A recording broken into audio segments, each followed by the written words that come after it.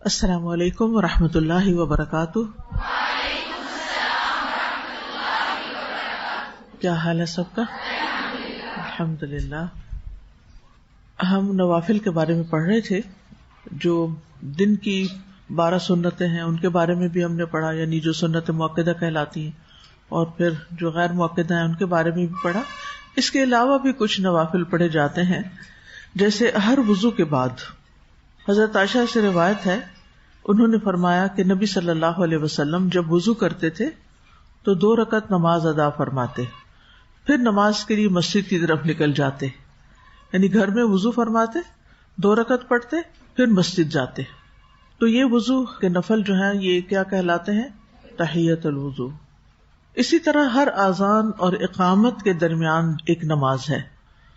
عبداللہ بن مغفل رضی اللہ عنہ سے روایت ہے، وہ کہتے ہیں کہ اللہ کے نبی صلی اللہ علیہ وسلم نے 3 بار فرمایا ہر 2 اذانوں کے درمیان نماز ہے، تیسری بار فرمایا جو کوئی چاہے پڑھ لے۔ تو اسی لیے آپ دیکھیں کہ مغرب کی اذان ہوتی ہے جیسے حرم میں یا مسجد نبوی میں، تو لوگ فرض سے پہلے 2 رکعتیں ادا کر لیتے ہیں، اسی طرح عشاء سے پہلے بھی۔ تو یہ 2 اذانوں کے بیچ کی نماز ہے، یعنی یہ کوئی سنت مؤکدہ نہیں ہے، ٹھیک ہے۔ اسی طرح حضرت علی رضی اللہ عنہ سے روایت ہے کہ نبی صلی اللہ علیہ وسلم اقامت کے وقت 2 رکعت نماز پڑھتے تھے، یعنی جب جماعت کھڑی ہونے لگتی تھی۔ پھر اسی طرح عبداللہ بن زبیر سے مروی ہے، یعنی مرفوعاً، کہ کوئی بھی جو فرض نماز ہے مگر اس سے پہلے کم از کم 2 رکعت نفل نماز ہے، ٹھیک ہے، خصوصاً یعنی مردوں کے لیے اذان اور اقامت کے بیچ میں، اگر وہ مسجد میں ہیں یا ایون گھر پہ ہیں۔ اب گھر پہ اگر وضو کیا ہے اور 2 رکعت پڑھی جا رہی ہے اذان کے بعد، تو اس میں اس کی بھی نیت کی جا سکتی ہے کہ یہ نماز سے پہلے کی تحیۃ الوضو کے علاوہ۔ اس کے علاوہ ایک اور نماز ہے، وہ چاشت کی نماز ہے۔ حضرت علی رضی اللہ عنہ سے روایت ہے کہ رسول اللہ صلی اللہ علیہ وسلم ضحیٰ کی نماز ادا کیا کرتے تھے۔ اس کو صلاۃ الضحیٰ بھی کہا جاتا ہے، اردو میں چاشت کہتے ہیں، اور اوابین بھی کہا جاتا ہے، صلاۃ الاوابین، کبھی نام سنا ہے؟ رسول اللہ صلی اللہ علیہ وسلم نے فرمایا، ضحیٰ کی نماز کی حفاظت وہی کرتا ہے جو اواب ہو، اور یہی اوابین کی نماز ہے۔ اواب کون ہوتا ہے؟ جو بار بار اللہ کی طرف پلٹ کے جاتا ہے۔ ایک انابت بھی ہوتی ہے۔ انابت کیا ہوتی ہے؟ کسی بھی موقع پر اللہ کی طرف رجوع کرنا۔ ایک توبہ ہوتی ہے، توبہ کا مطلب بھی کیا ہوتا ہے؟ پلٹنا۔ توبہ میں بھی انسان اللہ کی طرف پلٹتا ہے، لیکن توبہ کب ہوتی ہے؟ جب انسان کوئی گناہ کرتا ہے، ٹھیک ہے۔ اچھا، انابت کیا ہوتی ہے؟ کہ انسان سے کوئی غلطی ہو جائے تب بھی، کوئی مسئلہ درپیش ہو تب بھی، کوئی خوشی کا موقع ہو تب بھی، ہر موقع پر کس کی طرف پلٹنا؟ اللہ کی طرف۔ اور یہ اللہ تعالیٰ کے مقرب بندوں کی صفت ہوتی ہے۔ وَجَاءَ بِقَلْبٍ مُنِيبٍ، اسی سے لفظ منیب ہے۔ قرآن مجید میں مختلف پیغمبروں کی صفت بتائی گئی ہے کہ ان کے اندر انابت تھی۔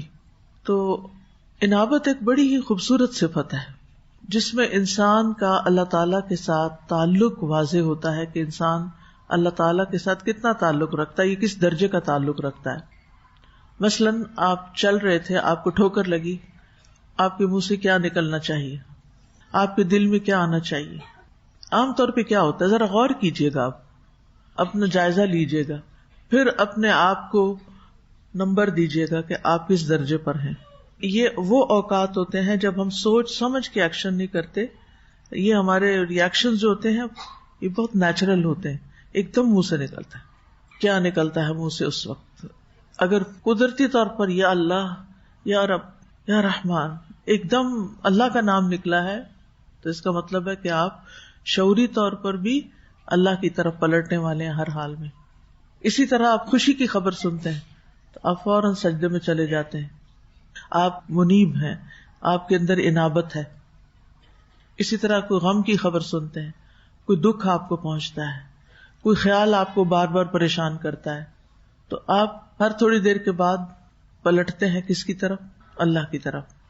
تو یہ انابت ہے، ٹھیک ہے۔ اسی طرح اواب بھی ہے۔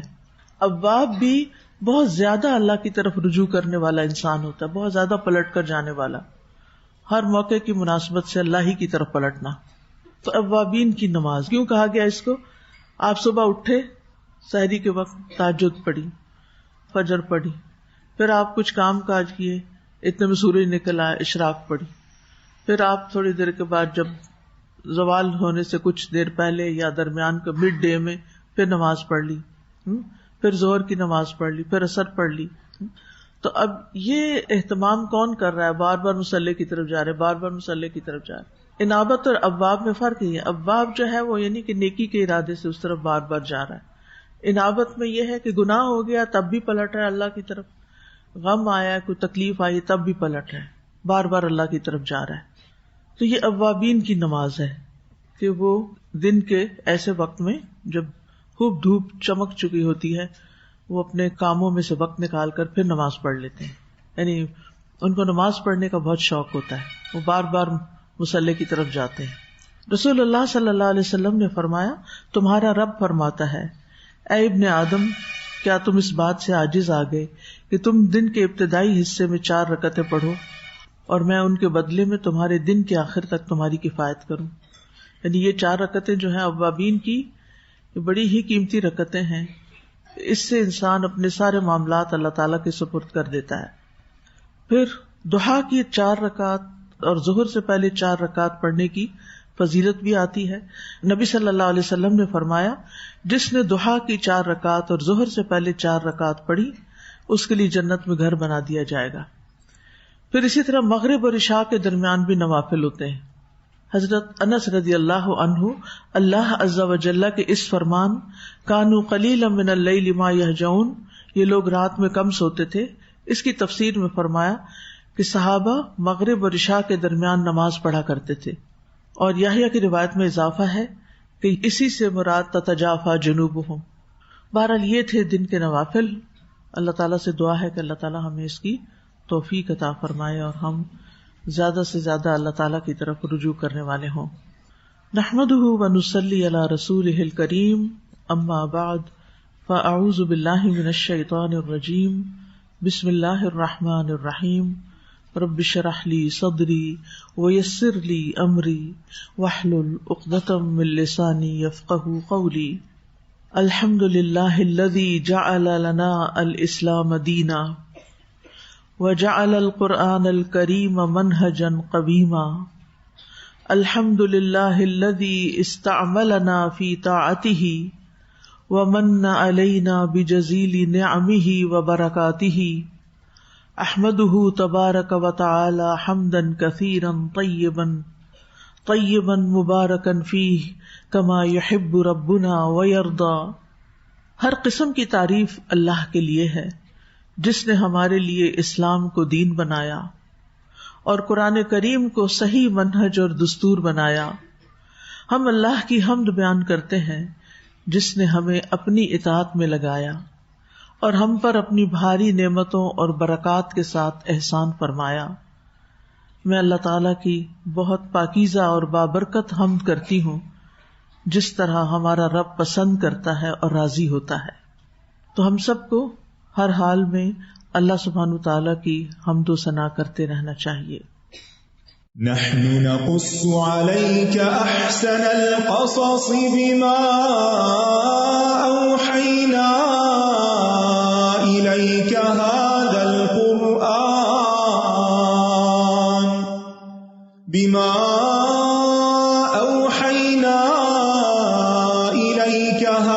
القرآن وإن كنت من قبله لمن الغافلين. ہم پڑھ رہے تھے سورۃ المائدہ کی آیت نمبر 28 جس میں حابیل کی قابیل سے خیر خواہی کا ذکر ہے. قابیل نے جب اپنے بھائی حابیل کو قتل کی دھمکی دی تو حابیل نے جواب دیا، اگر تمہارا مجھے قتل کرنے کا پختہ ارادہ ہے تب بھی میں تمہیں قتل کرنے میں پہل نہیں کروں گا، کیونکہ میں اللہ رب العالمین سے ڈرتا ہوں جس نے مجھے اور تمہیں پیدا کیا. رب العالمین، سارے جہان کو پیدا کیا، اسی نے انسانوں کی جان کی حرمت بیان فرمائی اور اس کی احترام کی ہدایت کی. وَاتْلُ عَلَيْهِمْ نَبَأَ ابْنَيْ آدَمَ بِالْحَقِّ إِذْ قَرَّبَا قُرْبَانًا فَتُقُبِّلَ مِنْ أَحَدِهِمَا وَلَمْ يُتَقَبَّلْ مِنَ الْآخَرِ قَالَ لَأَقْتُلَنَّكَ قَالَ إِنَّمَا يَتَقَبَّلُ اللَّهُ مِنَ الْمُتَّقِينَ لَئِن بَسَطْتَ إِلَيَّ يَدَكَ لِتَقْتُلَنِي مَا أَنَا بِبَاسِطٍ يَدِيَ إِلَيْكَ لِأَقْتُلَكَ إِنِّي أَخَافُ اللَّهَ رَبَّ الْعَالَمِينَ۔ قابیل نے سخت الفاظ میں دھمکی دی، لیکن حابیل کا رسپانس کیا تھا، اس پر آپ غور کیجئے۔ جب ہمارے ساتھ کوئی سخت بات کرتا ہے تو ہمارا رسپانس کیا ہوتا ہے؟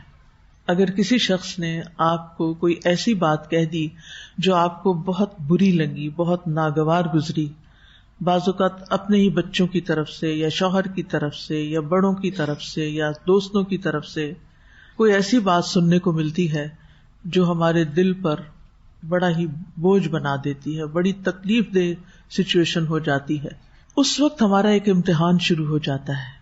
اب ہم کیا کرتے ہیں اور کرنے سے پہلے ہم کیا سوچتے ہیں؟ کوئی سچویشن یاد کریں، آج صبح سے لے کے اب تک کوئی ایسی بات ہوئی ہو جو آپ کو کسی کی اچھی نہ لگی ہو، کل یہاں سے جانے کے بعد رات تک کوئی ایسی بات ہو گئی ہو کسی کی طرف سے جو آپ کو اچھی نہ لگی ہو، وہ براہ راست آپ کی ذات پر ایک اٹیک ہو، اس کے بعد آپ نے کیا کیا؟ سب سے پہلے تو سوچ، آپ بے شک مجھے نہ بتائیں لیکن اپنے اندر اس کو انالائز کریں کہ پھر آپ نے کیا کیا، کیا سوچا، اور وہ سوچ کہاں تک گئی؟ کیا ایسا تو نہیں تھا کہ اس سوچ میں آپ نے دوسرے شخص سے الگ ہونے کا کوئی فیصلہ کر لیا کہ آج کے بعد میں اس سے نہیں بولوں گی، میں اس کے ساتھ نہیں رہوں گی، میں یہ گھر چھوڑ دوں گی، میں آخرت میں اس شخص کے ساتھ نہیں رہوں گی؟ شادی شدہ لوگوں کے لیے ایک الارم ہے، چلو تھوڑے دن کی بات ہے، مر ہی جانا ہے۔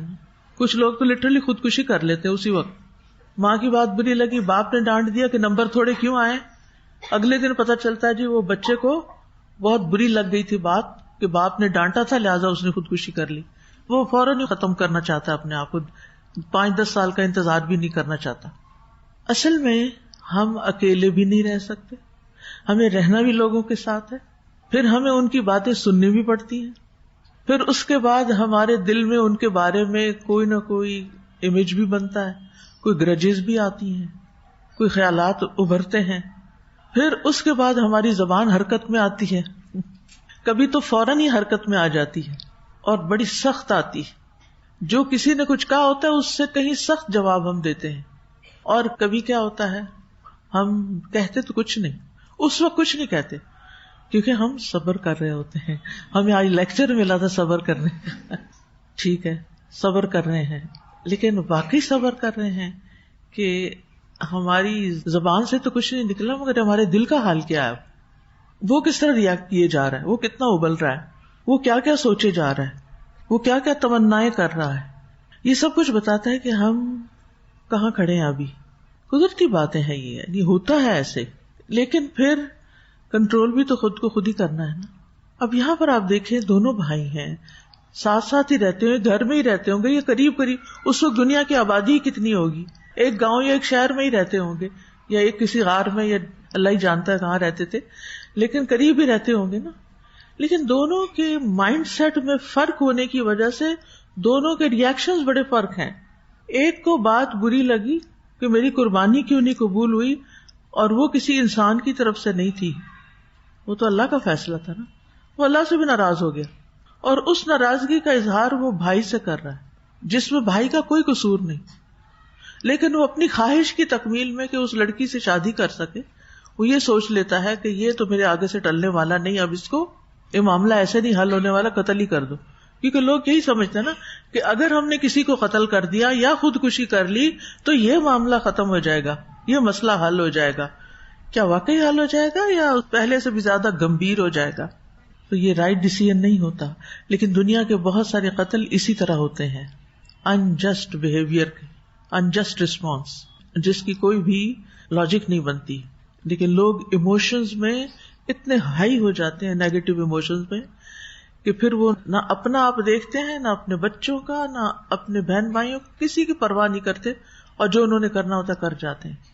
یہ ریسپانسز اس دنیا کی زندگی میں بھی انتہائی خطرناک ہوتے ہیں. آپ بڑے پیارے پیارے رشتوں کو کھو دیتے ہیں.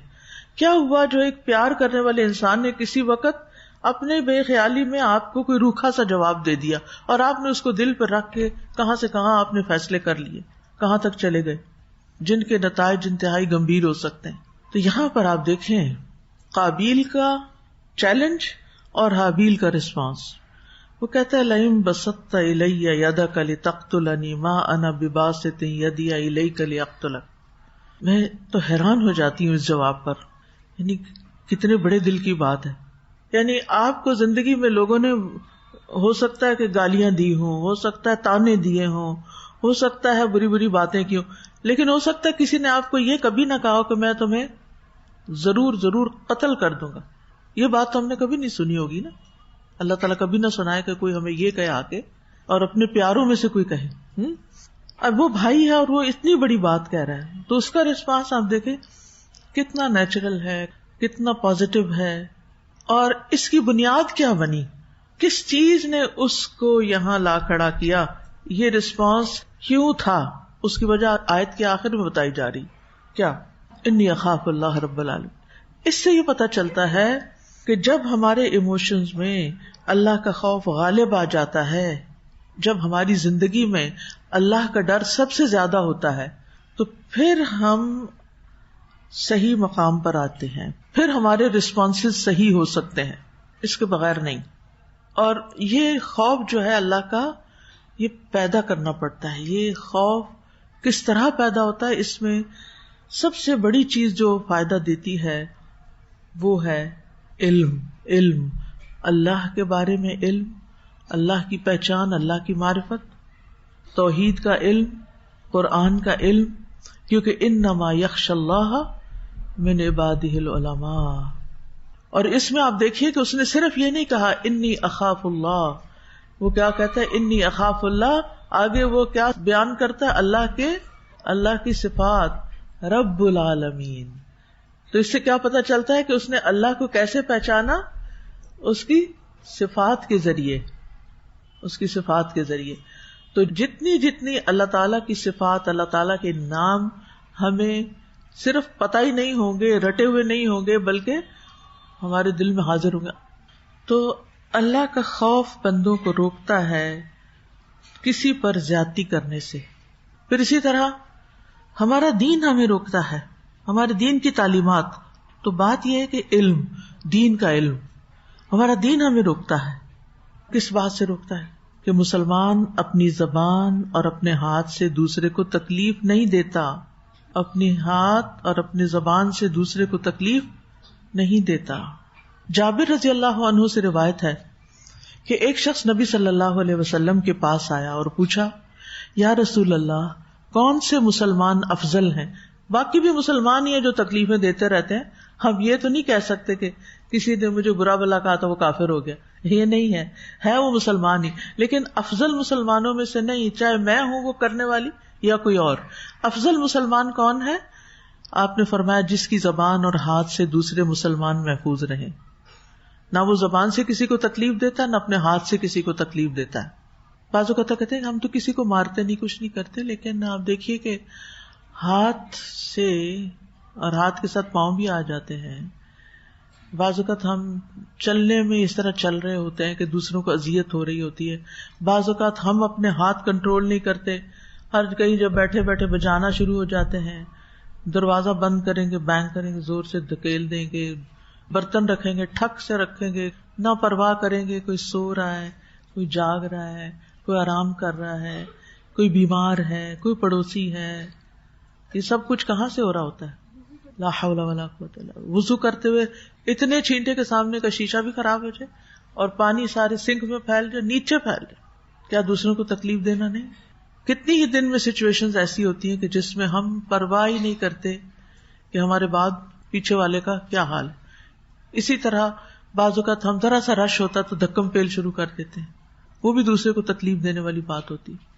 نبی صلی اللہ علیہ وسلم جب کہیں چلتے تھے تو ہٹو بچوں کی آوازیں نہیں آتی تھی, سب خاموشی کے ساتھ چلتے چلے جاتے تھے. اسی طرح بعض اوقات کوئی نماز پڑھ رہا ہوتا ہے اور ہمیں بالکل پرواہ نہیں ہوتی اور ہم ساتھ کوئی ویڈیو لگا کے زور زور سے بیٹھ جاتے, اس بےچارے کا ایک لفظ جو توجہ ہو نماز کی طرف.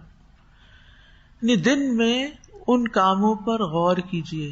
آپ لکھیے اپنے جرنل میں, اپنی ڈائری میں جو بنائی ہے اپنی اصلاح کے لیے, آپ نے اگر بنائی ہے اور اگر اللہ نے آپ کو توفیق دے دی اپنی اصلاح کی, کیونکہ آپ دیکھیے میں تو آپ کی اصلاح نہیں کر سکتی, میں تو آپ کو صرف انفارمیشن پاس کر سکتی ہوں, باقی کام تو آپ نے اپنے لیے خود کرنا ہے, اپنے لیے لکھنا ہے. آج میں نے کون سے ایسے کام کیے جس کی وجہ سے میں نے دوسرے کو اپنی زبان یا اپنے ہاتھ سے تکلیف دی. کھانا پکاتے ہوئے چمچ اس زور سے چلائیں گے, ٹھک ٹھک کریں گے. ایون بعض لوگ اللہ کے بندے چاول کھا رہے ہیں یا چمچ سے کوئی بھی چیز کھا رہے ہیں, ٹھا ٹھا ٹھا ٹھا لگی ہوتی, سمجھ نہیں آتی کہ آخر پلیٹ بجا کے کھانے کا کیا مقصد ہے. کوئی بچے ہیں آپ بچے تو نہیں, لیکن ماں نے تربیت ہی نہیں کی نا. اس وقت بھی آپ دیکھیں جو دنیا میں پاکستان ہے وہ جھوٹ بولنے والے لوگوں میں تیسرے نمبر پر ہے, پہلے پہ ایجپٹ, پھر نائجیریا اور پھر پاکستان. تو مسئلہ کہاں ہے؟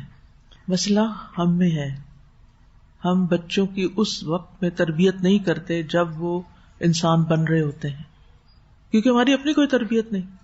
سائنٹیفکلی یہ بات پروون ہے کہ 12 سال کی عمر تک بچے کو جو ویلیوز آپ دیں گے وہ ساری زندگی کے لیے اس کے اندر انکلکیٹ ہو جائیں گی. بچے نے اگر جھوٹ بولا زیادہ پٹائی کر دیں گے, زیادہ ڈانٹ دیں گے, لیکن اس کو نہیں سمجھائیں گے کہ جھوٹ بولنا بری بات کیوں ہے. تو بحیثیت قوم آپ دیکھیں ہمارا شمار کن لوگوں میں اور ہم کن لوگوں کے بیچ میں, بحیثیت قوم ہم کہاں کھڑے ہیں. تو میں اس بات پہ غور کر رہی تھی کہ مسئلہ جاتا کہاں تک, جاتا ہے ہم خواتین تک. یہ ہماری ذمہ داری ہے کہ اپنے بچوں کو سچ بولنا سکھائیں.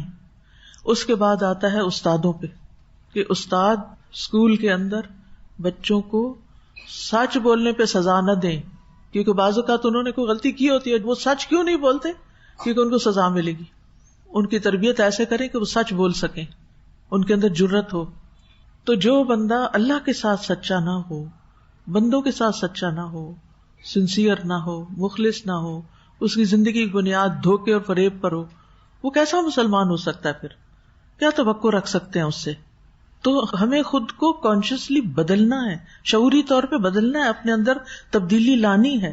اگر مذاق میں جھوٹ بولنے کی عادت پڑی ہوئی ہے یا ویسے, تو جھوٹ بول کے بھی تم کسی کو تکلیف ہی دے رہے ہوتے ہیں نا, نقصان کر رہے ہوتے ہیں, کسی کا دھوکہ دے رہے ہوتے ہیں دوسرے کو. بات کچھ ہوتی ہے اور ہم کچھ اور بنا کے پیش کر رہے ہوتے ہیں. تو اس نے کہا تو میں اپنا ہاتھ نہیں بڑھاؤں گا. تو لکھیے کہ ہم اپنے ہاتھ سے کس کس کو کیا تکلیف دی, ہم نے ایک دن کے اندر کیا کیا کیا. اور اس میں آپ دیکھیے چھوٹے سے لے کے بڑی تکلیف سب, یہ جو چمچے بجانے اور پھر بعض اوقات باتیں باتیں باتیں باتیں, ہر وقت فضول باتیں. بعض اوقات مسجدوں میں کیا ہوتا ہے کہ 4 رکعت کے بعد وقفہ ہوتا ہے, اس میں ہم کیا کرتے ہیں؟ ہم اپنے اوپر غور کریں. آپ نماز پڑھ رہے ہیں, ابھی آپ پھر نماز پڑھیں گے, اس 2 کے بیچ کا وقت کس کام کے لیے ہونا چاہیے؟ آپ بتائیے مجھے. ذکر کے لیے ہونا چاہیے نا, کہ باتوں کے لیے ہونا چاہیے؟ کیا خیال ہے؟ اللہ کی طرف انابت کرنی چاہیے نا, رجوع کرنا چاہیے, دعائیں مانگنی چاہیے. وہ اتنا قیمتی وقت ہے دعائیں مانگنے کا, اور آپ باتیں کیے جا رہے ہیں. اور جو ابھی 4 رکعت پڑھ کے یا 8 پڑھ کے, جو 4 فرض اور باقی, وہ جو تھوڑا سا خشوع دل میں آیا تھا نا, وہ باتوں اور ہنسی مذاق سے سارا وقت کر کے اڑ گیا. اور پھر جب نماز ختم ہوئی پھر باتیں, کلاس ختم ہوئی کچھ ابزارو کرنے کی بجائے پھر باتیں, اور وہی باتیں کرتے کرتے جو کچھ لیا وہ سب ہی وہیں پھینکا کے چلے گئے. کیا تبدیلی آئے گی؟ جب تک آپ غور و فکر نہیں کرتے, جب تک آپ اپنے ساتھ سنجیدہ نہیں ہوتے, جب تک آپ یہ باتیں لکھتے نہیں اپنے پاس. بعض لوگ تو لیکچر بھی اس طرح سنتے ہیں جیسے مہمان آئے ہوئے, ہاتھ پہ ہاتھ رکھ کے بالکل ایک کمفرٹیبل پوزیشن میں بیٹھ کے. تو ہم کس کا نقصان کر رہے ہیں؟ اپنا ہی نقصان کر رہے ہیں. ہر چیز حافظے میں نہیں رہتی. جتنا مرضی آپ کا حافظہ اچھا ہو، ہر چیز حافظے میں نہیں رہتی، لکھنا پڑتا ہے، پھر اپنی ہی ڈائریوں کو دیکھنا پڑتا ہے. تو ہم نے غور کرنا ہے افضل مسلمان بننے کے لیے، اچھے مسلمان بننے کے لیے، کہ ہماری زبان اور ہاتھ سے دوسروں کو کوئی تکلیف تو نہیں ہو رہی، اور یہی تقویٰ کی علامت بھی ہے. پھر دوسروں کو اپنے شر سے بچانا ہے، یعنی ایک تو نا تکلیف سے بچانا اور ایک ہے شر سے بچانا. شر کیا ہے؟ یعنی ہم ان کے ساتھ کچھ برا کریں. تکلیف میں کیا ہے؟ یعنی ہم بس عادتاً ایسے چمچے پھیر رہے ہیں اور شور مچا رہے ہیں، کوئی پڑھ رہا ہے اور ہمیں پرواہ نہیں، اور ہم لاؤڈلی بول رہے ہیں یا کوئی میوزک لگا کے بیٹھ گئے ہیں، پرواہ ہی نہیں گھر میں کوئی کس حال میں ہے. اور ایک ہے جان بوجھ کے کوئی ایسی بات کرنا، کوئی ایسا کام کرنا، چاہے مار پٹائی ہو، چاہے زبان سے کوئی تان و تشنیع ہو، تو یہ بندے کا شر ہے جو دوسرے تک پہنچتا ہے. یحییٰ ابن معاذ رازی کہتے ہیں ایک مومن کا حصہ آپ سے 3 صورتوں میں ہونا چاہیے. یعنی ایک مومن کا دوسرے سے ریلیشن شپ 3 طرح کا ہے. اگر آپ اس کو فائدہ نہ پہنچائیں تو اس کو نقصان بھی نہ پہنچائیں. ٹھیک ہے؟ اگر آپ اس کو فائدہ نہیں پہنچائیں تو آپ اس کو نقصان بھی نہیں پہنچائیں. نمبر 2، اگر آپ اس کو خوش نہ کر سکے تو اس کو غمگین بھی نہ کریں. اتنی خوبصورت بات ہے یہ. یعنی کسی نے آپ سے کوئی سوال پوچھا، آپ کے پاس جواب نہیں تھا اس کا، تو اب آپ اس کا جواب کیسے دیں گے؟ ایک روڈ طریقے سے دیں گے. مجھے نہیں پتا، کسی اور سے جا کے پوچھو. یہ کیا تم ہر وقت سر کھاتے رہتے ہو میرا؟ بچوں سے مائیں اکثر ایسے ہی کرتی ہے، تو بچے غمگین ہو جاتے ہیں کہ ماما بات بھی نہیں سنتی. جب ہم ان کے پاس جاتے ہیں وہ آگے سے کوئی بات ہمیں اس طرح کی ڈانٹ دے دیتی ہیں. تو کوئی بھی انسان ہو، بچہ ہو یا کوئی بھی، اگر آپ کسی کو خوش نہیں کر سکتے نا، آپ کے پاس کوئی چیز نہیں، کوئی بات اچھی نہیں کسی کو خوش کرنے کی، تب غمگین بھی نہ کریں اس کو. ایسا رویہ نہ اختیار کریں کہ اس کے دل میں تکلیف آ رہی ہو. اور اگر آپ اس کی تعریف نہ کر سکیں تو اس کی مذمت بھی نہ کریں، برا بھلا بھی نہ کہیں. پھر بس ٹھیک ہے اپنے آپ میں رہیں لیکن دوسروں کے لیے اذیت کا باعث نہ بنے. یہ رسپانسز ہیں. قابیل کے دھمکی کے جواب میں حابیل کا رسپانس، ما انا بباسط یدی الیک لاقتلک. پھر دوسروں کو معاف کرنے والے بنے. نبی صلی اللہ علیہ وسلم نے ایک مرتبہ ممبر پر یہ بات فرمائی، تم رحم کرو تم پر رحم کیا جائے گا. تم رحم کرو تم پر رحم کیا جائے گا. ہم چاہتے ہیں رحم ہو ہم پر. جب ہم اللہ نہ کرے کسی بیماری میں کسی ہاسپٹل میں پہنچے ہوں تو ڈاکٹر ہم پر پوری توجہ کرے، رحم کریں اور ہمیں اس تکلیف سے نجات دیں اور بلا ضرورت ڈیلیز نہ کریں اور ہمارے ساتھ نیگلیجنس نہ برتیں. ہم سب چاہتے ہیں کہ ہمارے ساتھ اچھا ٹریٹ کیا جائے، لیکن ہم عام روزمرہ زندگی میں دوسروں کے ساتھ کس طرح ٹریٹ کر رہے ہیں؟ ہمارے پاس آپشنز ہوتے ہیں کسی سے بھی بات کرنی ہے. بعض لوگ بڑے ڈیفیکلٹ ہوتے ہیں زندگی میں، ان سے بات کرنا آسان نہیں ہوتی، لیکن وہی اصل میں ہمارا ٹیسٹ بھی ہوتے ہیں. اس کے لیے پہلے سے تیاری کر کے جائیں. اگر اس نے یہ کہا تو میں یہ کہوں گی، اگر اس نے یہ کہا تو میں یہ کہوں. ضروری نہیں کہ اس وقت میں اس کو شٹ اپ کال دے کے چپ کرا کے ٹھا کر کے اٹھا کے بھیج دوں، جاؤ اپنا کام کرو مجھ سے بات نہ کرو. ایسے نہیں. مسئلے کو حل کرنا ہے اور اچھے طریقے سے حل کرنا ہے اور پہلے سے سوچنا ہے. آپ کی کلاس میں کوئی مشکل بچہ ہے، آپ کو روز اس سے تکلیف پہنچتی، کیسے ڈیل کر، پہلے سے سوچ کے رکھنا ہے. کیونکہ آپ کو پتہ چل جاتا ہے روزانہ کے معاملے میں کہ یہ کرتا ہے یہ، تو اس کے اوپر آپ نے اسٹڈی بھی کرنی ہے، دیکھنا ہے اور پھر کس طرح جواب دینا ہے. یہ ساری باتیں سیکھنے کی ہوتی ہیں. اور سب سے بڑی چیز جو سیکھنے کی نا وہ اللہ کا خوف ہے. اگر وہ آ گیا نا تو آپ کی زبان کو خود ہی راہ مل جائے گی کہ کون سے لفظ بولنے ہیں. الفاظ کے چناؤ میں بھی فرق پڑ جائے گا. اور یاد رکھیے جب آپ اللہ سے ڈرتے ہیں نا، لوگ آپ سے ڈرتے ہیں. یہ ایک راز کی بات ہے. لوگ آپ کی باتوں کو سیریس لیتے ہیں، لوگ آپ کی نگاہوں سے بھی ہیبت کھاتے ہیں. وہ کیوں اقبال نے کہا تھا نگاہ مرد مومن سے بدل جاتی ہیں تقدیر، جو ہو ذوق یقین پیدا کٹ جاتی ہیں زنجیریں. ہمارے اندر یقین کی کیفیت نہیں ہوتی، ہم شک و شبہ کا شکار رہتے ہیں. اس نے نہیں ماننا، وہ نہیں سنتا، وہ ایسا ہے ویسا ہے، اپنے اندر ہی کوئی یقین نہیں. مشکل سے مشکل کام زندگی میں آ جائے تو اللہ کی مدد کا یقین ہوتے ہوئے چیزیں آسان ہو جائیں گی. تو تم رحم کرو تم پر رحم کیا جائے گا، تم معاف کر دو اللہ تمہیں معاف کر دے گا. یہ کس نے فرمایا ہے؟ کس نے فرمایا؟ رسول اللہ صلی اللہ علیہ وسلم نے. ہلاکت ہے ان لوگوں کے لیے جو صرف باتوں کا ہتھیار رکھتے ہیں. یہ مسند احمد کی روایت ہے. ہلاکت ہے ان لوگوں کے لیے جو صرف باتوں کا ہتھیار رکھتے ہیں. کیا مطلب؟ یعنی کسی کی ناپسندیدہ رویے یا بات یا ایٹیٹیوڈ یا طریقے یا کسی بھی چیز کے جواب میں صرف سخت کلمات بولنا جانتے ہیں، صرف ابیوز کرنا جانتے ہیں، صرف بدتمیزی کرنا جانتے ہیں. ہلاکت ہے ان لوگوں کے لیے جو صرف باتوں کا ہتھیار رکھتے ہیں. اور یہ تو اس کانٹیکس میں ہے نا، معافی اور رحم کرنے کے. اور کچھ لوگ کرتے کراتے کچھ نہیں، صرف باتوں سے آپ کو خوش رکھتے ہیں، تو ان کے لیے بھی وارننگ ہے. ہلاکت ہے ان لوگوں کے لیے جو اپنے گناہوں پر جانتے بوجھتے اصرار کرتے ہیں اور ڈٹے رہتے ہیں، یعنی پتہ بھی ہے کہ یہ گناہ ہلاک کرنے والے ہیں، پھر بھی نہیں چھوڑتے. اب آپ دیکھیے کہ آپ نے یہ جان لیا کہ مجھے اپنا ہاتھ نہیں بڑھانا اس شخص کی طرف ظلم اور زیادتی کے ساتھ جو میری طرف بڑھا رہا ہے، بلکہ میں نے وہ طریقہ اختیار کرنا ہے جو اللہ کے خوف پر مبنی ہو، یعنی دفاع کرنا ہے لیکن اس طریقے سے کہ جس میں میں ظالم نہ بن جاؤں، اور اگر ہو سکے تو میں معاف کر دوں. سچویشن پر ڈیپینڈ کرتا ہے. رسول اللہ صلی اللہ علیہ وسلم نے فرمایا درگزر کیا کرو، اللہ تمہیں عزت دے گا. جب آپ کسی کو معاف کرتے ہیں تو بعض اوقات دوسرے کے دل میں آپ کی بہت عزت و تکریم آ جاتی ہے. رسول اللہ صلی اللہ علیہ وسلم نے فرمایا صدقہ مال کو کم نہیں کرتا، معاف کرنے سے اللہ بندے کی عزت ہی میں اضافہ کرتے ہیں. آپ سمجھتے ہیں کہ دوسرے ہمیں یوز کریں گے، دوسرے ہمارے سر چڑھ جائیں گے. اور نبی صلی اللہ علیہ وسلم نے کیا فرمایا کہ معاف کرنے سے اللہ بندے کی عزت میں اضافہ کرتے ہیں.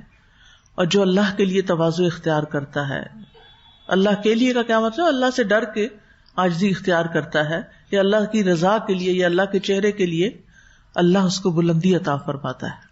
یعنی آپ اپنے آپ کو کم سمجھ رہے ہیں، یہ نہیں اوپر اوپر سے، حقیقت میں کہ میری کیا حیثیت ہے.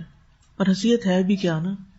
آپ نا دن میں ایک دفعہ آسمان کو شعوری نظر سے ضرور دیکھا کریں، کیونکہ آسمان کی وسعتیں ہیں نا، آسمان پر ایسی چیزیں جو اللہ کی یاد دلاتی ہیں. دن کو دیکھیں یا رات کو دیکھیں تو اللہ کی یاد اور ہی طریقے سے آتی ہے. اور اس میں پھر سوچیں کہ اتنا وسیع آسمان، اس پہ چمکتے ستارے، اس پہ اتنے بھاری بادل، اس پہ میں کہاں ہوں، میں کون ہوں؟ اللہ تعالیٰ ان سب کا انتظام کر رہا ہے. رات ہی میں سوچ رہی تھی، باہر میں نکلتی ہوں سونے سے پہلے تھوڑی دیر، تو میں سوچ رہی تھی کہ 2-4 دن پہلے تھا نا یہ سارے جو تھے سولر سسٹم کے ستارے سیارے وہ سب نظر آ رہے تھے. تو میں سوچ رہی تھی کہ اللہ تعالیٰ ان میں سے کسی کو بھی، بالکل ہمارے لیے تو چھوٹے چھوٹے وہ مننے وہ بال سے نظر آ رہے تھے نا، بال سے بھی چھوٹے.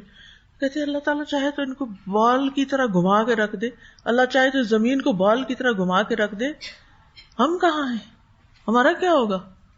ہم تو کچھ بھی نہیں، ہماری کیا حیثیت؟ یا اللہ تیری اس وسیع کائنات کے آگے میں تو کچھ نہیں. اگر تو معاف نہ کرے تو میں تو کہیں کی نہیں. تو اللہ کے لیے تواضع اختیار کرنے سے اللہ بلندی عطا فرماتا ہے.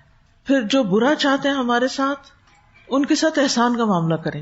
کچھ لوگ ہوتے ہیں نا، ان کو خواہ مخواہ کی ہم سے ضد ہوتی ہے، وہ ہم سے نفرت کرتے ہیں.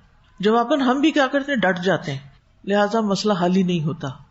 تو کرنا کیا ہے؟ برائی کا بدلہ بلائی سے، ادفع باللتی ہی احسن.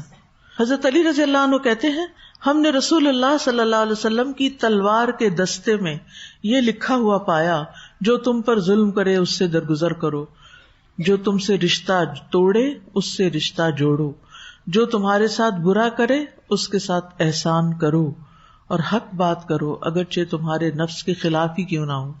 حق بات کرو اگرچہ تمہارے اپنے خلاف کیوں نہ جا رہی ہو. تو بہرحال یہ ساری چیزیں جو ہیں مثبت سوچ سے تعلق رکھتی ہیں. تو سب سے پہلے ہم نے اپنی سوچ پر ہی کام کرنا ہے، اور مثبت سوچ اسی وقت پیدا ہو سکتی ہے جب ہم یک طرفہ اخلاقیات پر عمل کریں. یونیلیٹرل ایتھکس جس کو بولتے ہیں، کہ کوئی جو بھی کر رہا ہے نا، ہمیں اپنے اخلاق کو نہیں گرانا، چاہے سخت بات کرنی پڑے، چاہے محبت سے بات کرنی پڑے، چاہے کسی کو سمجھانا پڑے. ہم نے اخلاق سے گری ہوئی حرکت نہیں کرنی. دوسرا کیا سلوک کرتا ہے، اچھا کرتا ہے یا برا کرتا ہے، یہ اس کا معاملہ ہے. ہم نے اپنے دل کو منفی احساسات سے خالی کرنا ہے. کیوں؟ اس لیے کہ جس دل میں نفرت، غصہ، انتقام ہو، وہ دل کوئی بڑی بات نہیں سوچ سکتا، کیونکہ وہ ہر وقت کیا سوچتا ہے کہ میں نے بدلہ کیسے لینا ہے، میں نے کیا کرنا ہے اب. ٹھیک ہے نا؟ آپ کی تھنکنگ ہائی ہو ہی نہیں سکتی جب تک آپ انتقامی جذبات سے باہر نہیں نکلتے. کیونکہ جو شخص انتقام یا حسد کی آگ میں جل رہا ہوتا ہے نا، وہ کچھ اور نہیں سوچ سکتا، وہ ہر وقت ایک ہی بات سوچتا رہتا ہے. اس کے ذہن میں بار بار ایک ہی خیال گھومتا رہتا ہے کہ میں نے اس شخص کو مزہ کیسے چکھانا ہے، میں نے اس کے ساتھ کیا کرنا ہے اب. تو مسئلہ یہ ہے کہ پھر وہ جو معرفت ہے اللہ کی یا دین کی، وہ نہیں آتی دل میں. تو اس لیے یہ بری عادتیں جو ہے نا، یہ ہمیں اپنے اندر سے شعوری طور پر نکالنی ہوں گی تاکہ ہم سٹیپ اپ کر سکیں، اوپر جا سکیں، بلندی حاصل کر سکیں. اصل میں ہم ایک ایسی دنیا میں رہتے ہیں جہاں ہر روز ناخوشگوار باتیں دیکھنی پڑتی ہیں کسی نہ کسی شکل میں، یعنی ضروری نہیں انسانوں سے. اب سڑک پر جا رہے ہیں، کوڑے کے ڈھیر دیکھتے ہیں سائڈ پر، خوش ہوتے ہیں؟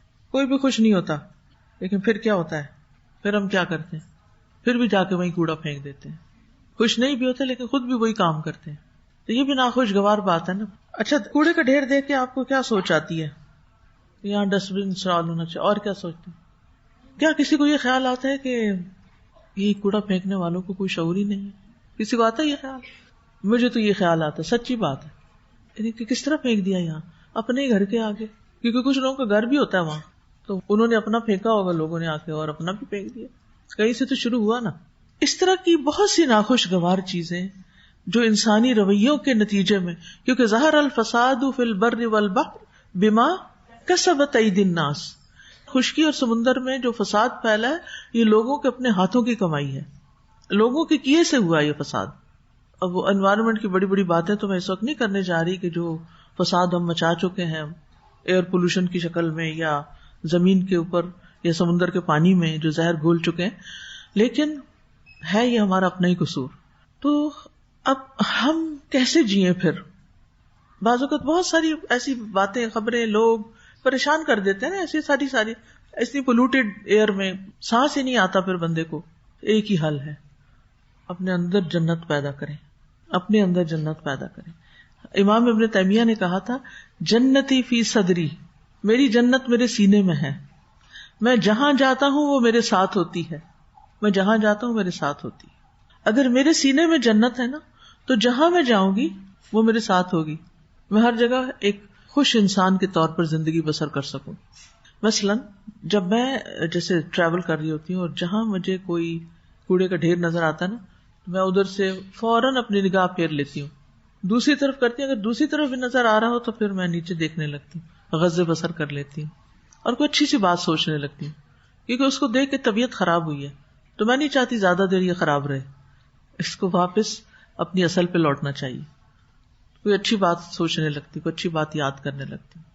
آپ نے غور کرنا ہے ہر وہ چیز جس نے آپ کا دل خراب کیا، جس نے آپ کو پریشان کیا، آپ نے اب اس کا کیا رسپانس دینا ہے، آپ نے اپنے آپ کو کیسے پازیٹیو کرنا ہے. ہر ایک اپنا اپنا مزاج ہوتا ہے نا، تو آپ نے اپنے لیے خود ہی وجوہات ڈھونڈ لینی ہے خوش ہونے کی. اور سب سے بڑی بات تو ہے الا بذکر اللہ تطمئن القلوب، فوراً اللہ کو یاد کریں. یا حی یا قیوم برحمتک استغیث. کسی نے بڑی ہی بری بات آپ کو کہہ دی، حسبی اللہ لا الہ الا ہوا علیہ توکلت وہو رب العرش العظیم. شیطان نے بڑا سخت وسوسہ ڈال دیا، بار بار دھیان ادھر، ایسے بے چین ہوئے جا رہے ہیں. اعوذ باللہ السمیع العلیم من الشیطان الرجیم من ہمزہ ونفخہ ونفثہ. لیکن شعوری کوششیں کرنی پڑیں گی، اور شعوری کوشش کرنا تقویٰ سے آتا ہے.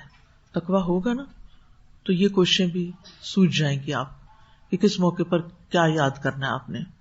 تو بہرحال بلند فکر بننا ہے.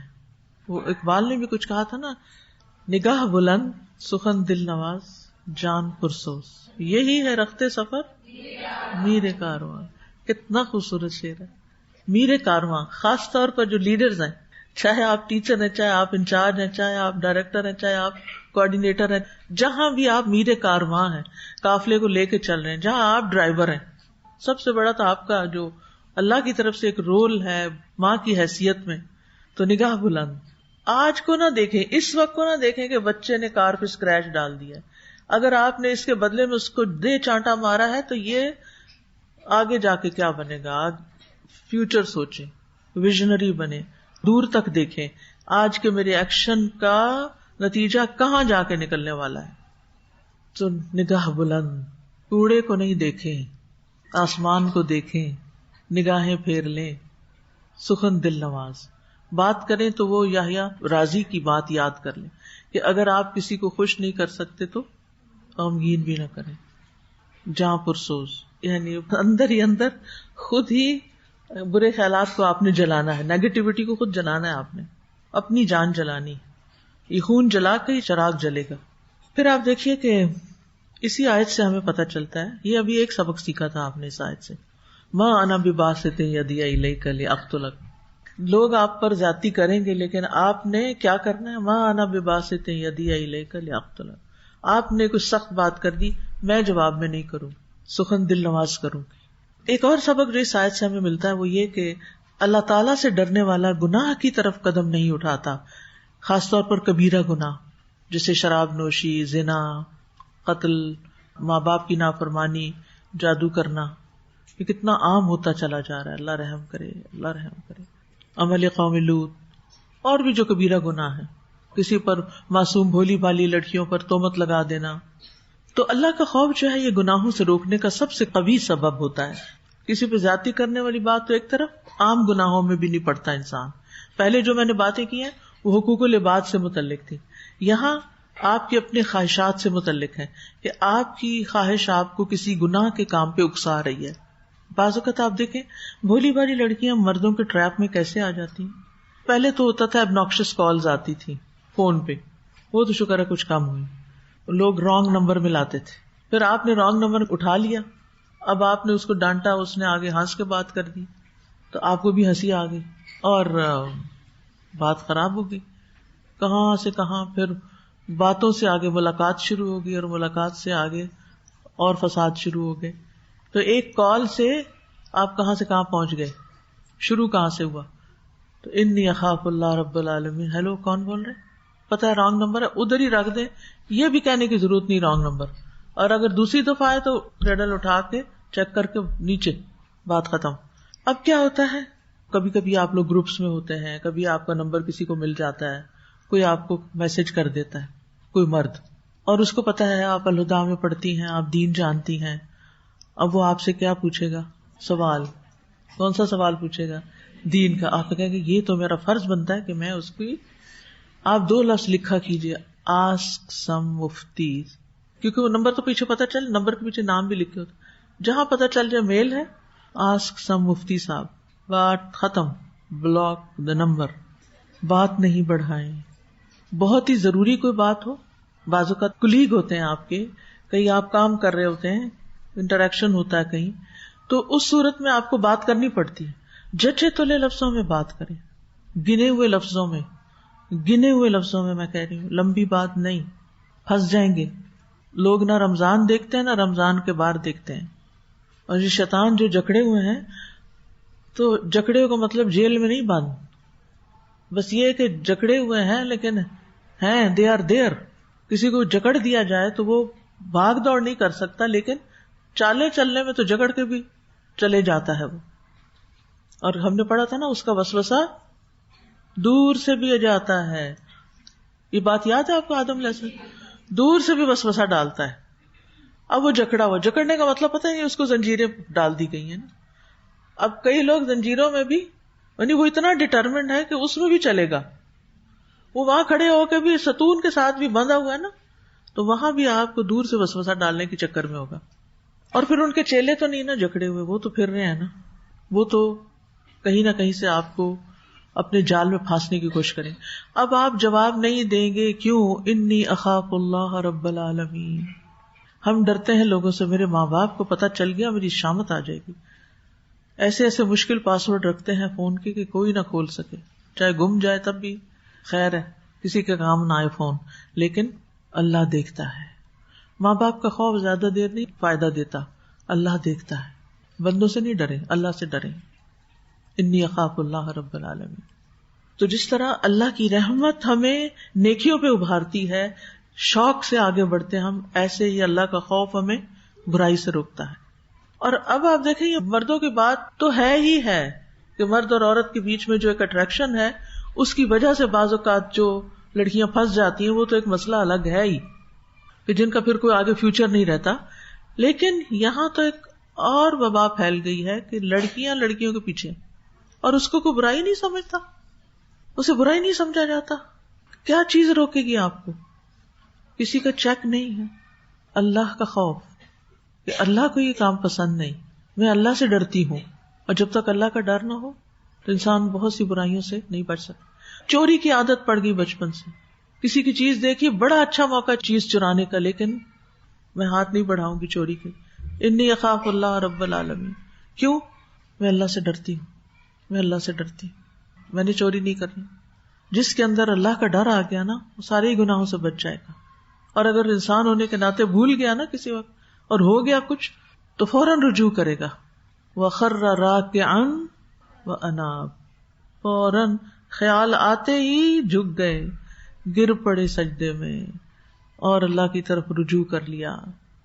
ایک اور چیز جو اس آیت سے پتہ چلتی ہے وہ یہ کہ حابیل نے قابیل کو اچھی نصیحت کی تھی. ایک طرح سے ہم بھی بعض اوقات دوسروں کے اندر برائیاں دیکھتے ہیں اور ہم ان کو اچھی باتیں بتانا چاہتے ہیں. آپ کو جو باتیں یہاں سیکھتے ہیں آپ کا دل چاہتا ہے کسی کو بتائیں.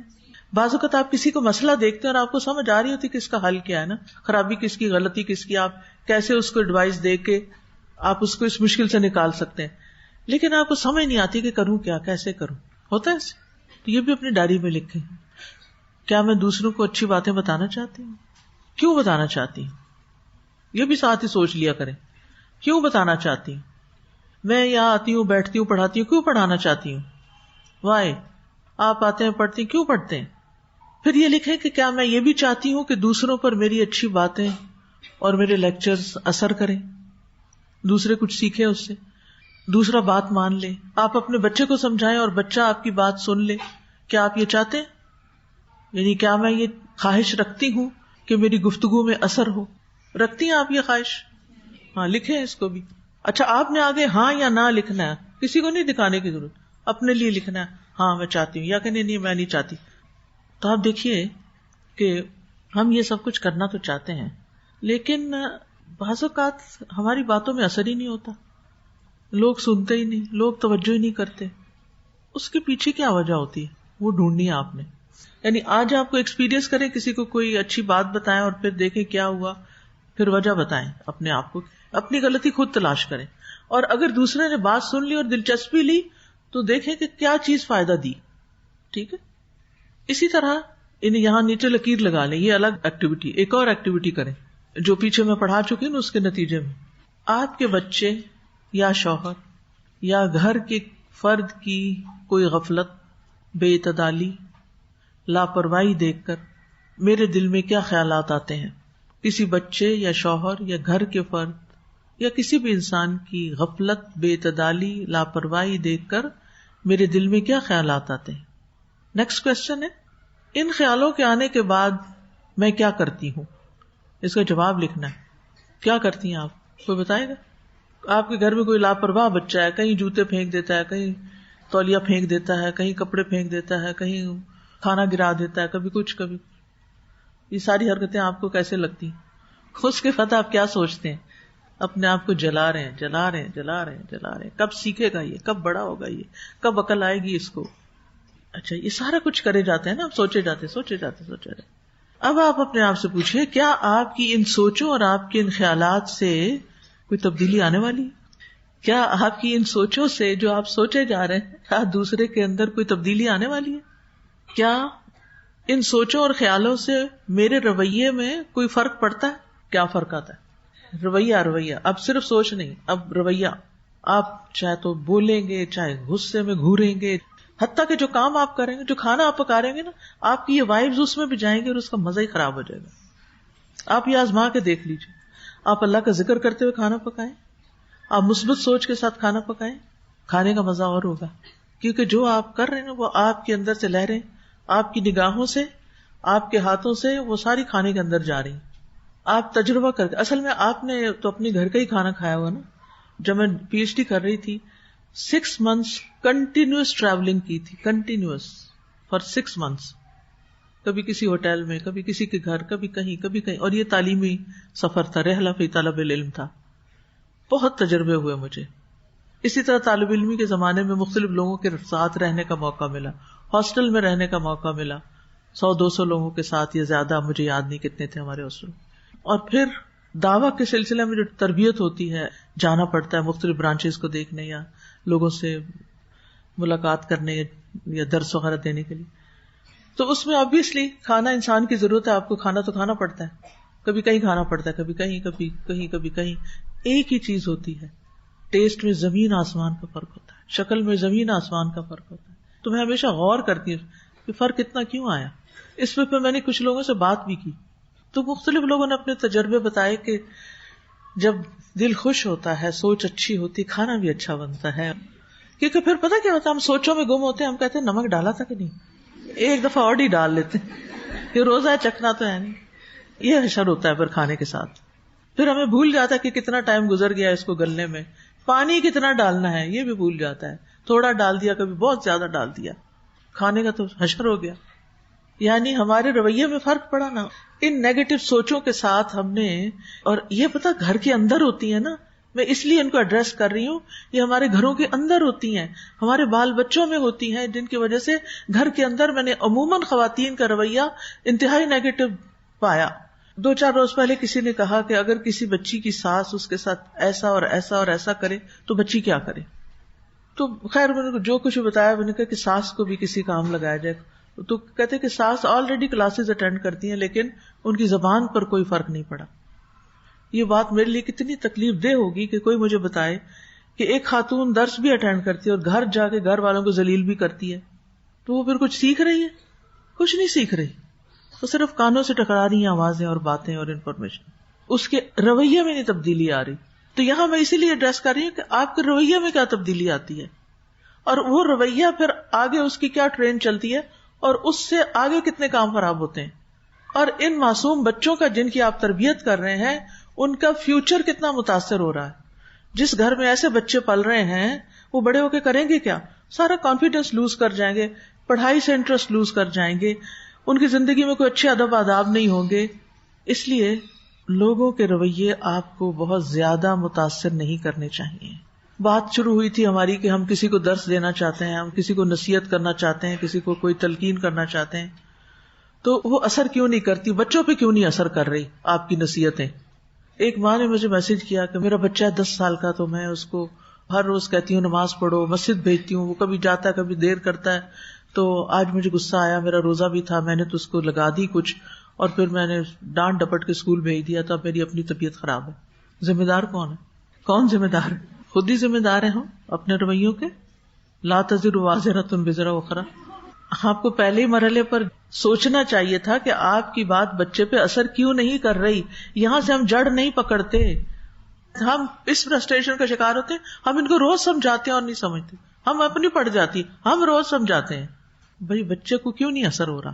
اس لیے کہ جب بھی آپ کسی کو نصیحت کریں گے نا، یا کوئی مفید بات کسی کو بتائیں گے، تو اس کے ساتھ آپ کا ایک اچھا ریلیشن شپ ہونا چاہیے. جب تک آپ کا کسی کے ساتھ اچھا ریلیشن شپ نہیں نا، آپ کی بات کو وہ سنجیدگی سے لے گا ہی نہیں. آپ یہ دعوت نصیحت اس شخص کو کر سکتے ہیں جس کے ساتھ آپ کا تعلق اچھا. آپ ساس سے روز لڑائی کرتے ہیں، پھر آپ انہیں کہتے ہیں آئیے میں آپ کو درس دیتی ہوں. میری ساس میرے درس میں نہیں آتی. سارے لوگ آتے ہیں محلے کے، میری ساس نہیں آتی. قصور کس کا ہے؟ ساس کا قصور ہے، کیونکہ وہ درس میں نہیں آتی. یہ ہماری سوچ کی غلطی ہے نا، سوچ غلط ہے یہاں. تو سوچ درست ہونے کی ضرورت ہے کہ غلطی میری اپنی ہے. سب سے پہلے تو مجھے ایکسٹرا مائل جا کر، تکلیف اٹھا کر، ان کی کوئی خدمت کر کے، ان کے رویوں کو درگزر کر کے، ان کے ساتھ خیر بھلائی خیر خواہی کا معاملہ کر کے، ان کا دل جیت کے پھر ان کو اپنے ساتھ لے جانا چاہیے جہاں ان کی اور لوگوں سے انٹریکشن ہو، ان کا مزاج اچھا ہو. نتیجتاً یہ تھوڑی سی ایفرٹ آپ کو لانگ ٹرم فائدہ دے گی. وہ بھی سٹریس میں ہے، یہ نہیں کہ آپ سٹریس میں ہیں، وہ بھی ہیں. اب وہ بڑی ہو چکی ہیں، ان کو سٹریس سے کون نکالے گا؟ ان کے پاس اب اتنی ہمت نہیں ہے، انہوں نے اتنا کچھ نہیں پڑھا لکھا ہوا. آپ نے نکالنا ہے ان کو اس سٹریس سے، ڈبل محنت کرنی پڑے گی. اور پھر آپ دیکھیں کہ جب وہ بھی آپ کے ساتھ مل گئی، آپ کے مشن میں ساتھ شریک ہو گئی، سبحان اللہ، تو گھر کی فضا جنت بن جائے گی. اور خوش قسمت ہیں وہ لوگ جو اپنے ریلیشن شپس اپنے پیاروں کے ساتھ اچھے رکھتے ہیں اور پھر اس کے ذریعے ان کو بہت کچھ سکھا جاتے ہیں. لیکن اگر ہمارا اپنے گھر والوں سے، شوہر سے، بچوں سے، ہر ایک سے، سرونٹ سے سختی کا رویہ ہے تو پھر ہماری نصیحتیں، ہماری دعوت کس قسم کا تاثر چھوڑیں گی؟ کوئی فائدہ نہیں ہوگا.